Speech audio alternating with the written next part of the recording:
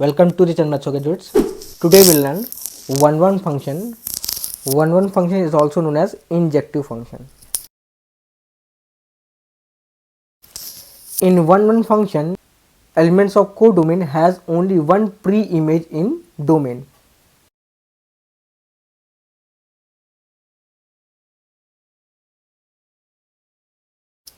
Let's understand this with some examples.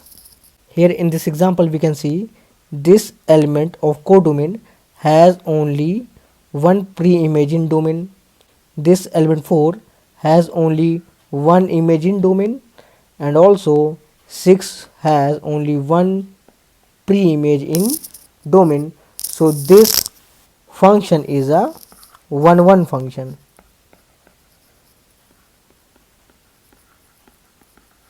See some more examples.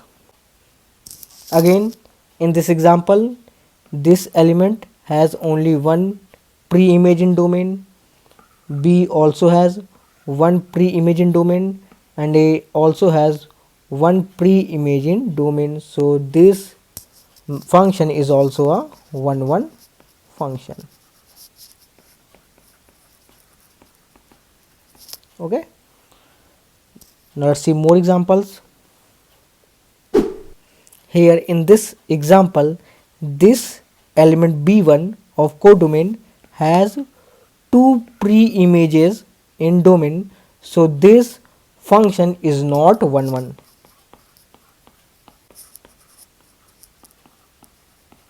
and not 1 function is also known as many one function.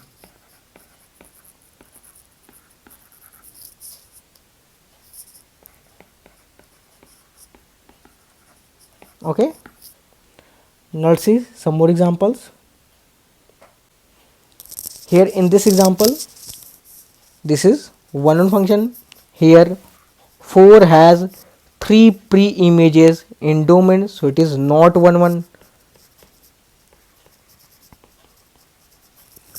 This mapping is also not 1 because there are 2 pre-images.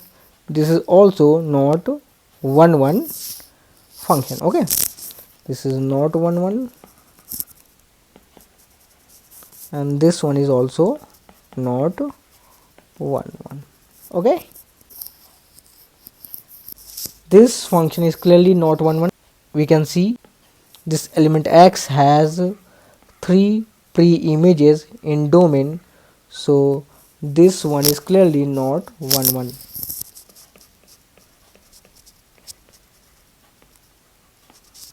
Okay, I hope this concept of 1 function is clear to you. Now let's see a necessary condition for any function to be 1. Okay,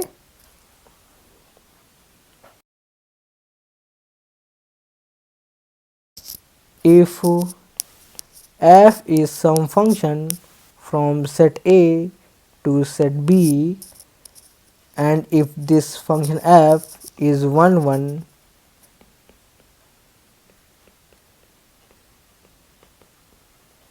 and cardinality of set A is m and cardinality of set B is n, then if this function f is 1 then m is always less than equals to n. Okay, so this is the necessary condition for any function to be 1. Okay, now let's see what will happen if m will be greater than n. Okay, suppose we have set A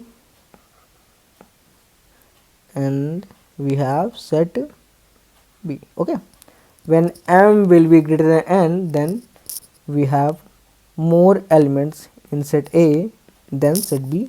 Suppose in set A we have 4 elements and in set B we have only 2 elements. Okay, now let's try to construct a 1 function from set A to set B. Okay, this element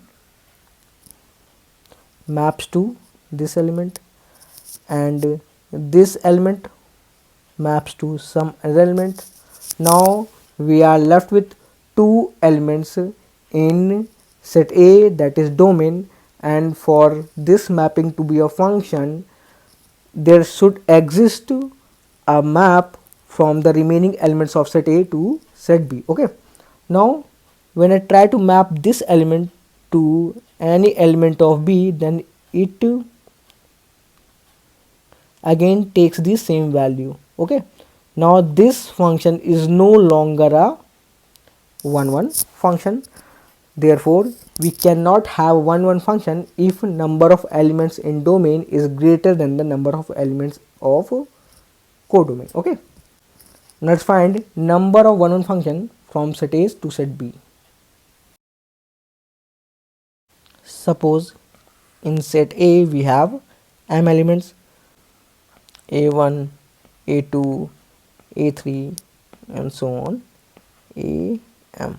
Okay, and in set B we have n elements, b1, b2, b3 and bn. Okay, and there is 1 1 function from set A to set B, something like this.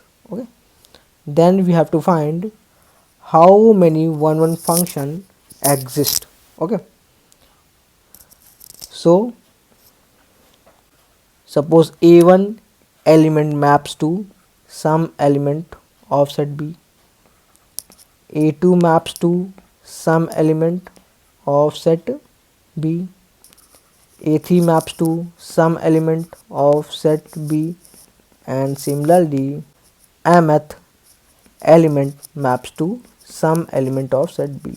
Okay, so number of 1 1 function from set A to set B will be number of ways we can fill these boxes with elements of set B, right? Okay, so we can say that number of 1 1 function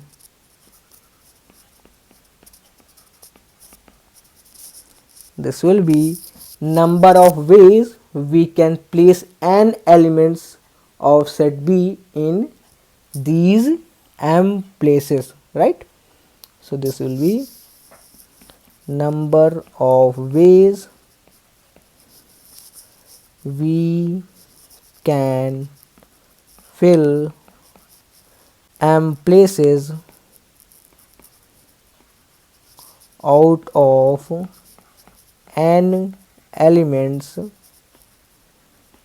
of set B. Okay, and this will be simply npm, right? So value of npm will be, this is factorial n over n minus m factorial, right? Okay, now writing this as a formula so that you can use it in your exams. So number of 1 1 function, this will be 0 when m is greater than n and npm when m is less than equals to n. Okay, and of course m is cardinality of domain and n is cardinality of codomain, right? Okay. Now let's learn another concept. With the help of that concept we can say that whether the given graph is 1 1 or not. Okay, so that concept or test is horizontal line test. So according to horizontal line test, if there exists a horizontal line which intersect the graph at more than one point, then function representing the graph is not 1 1.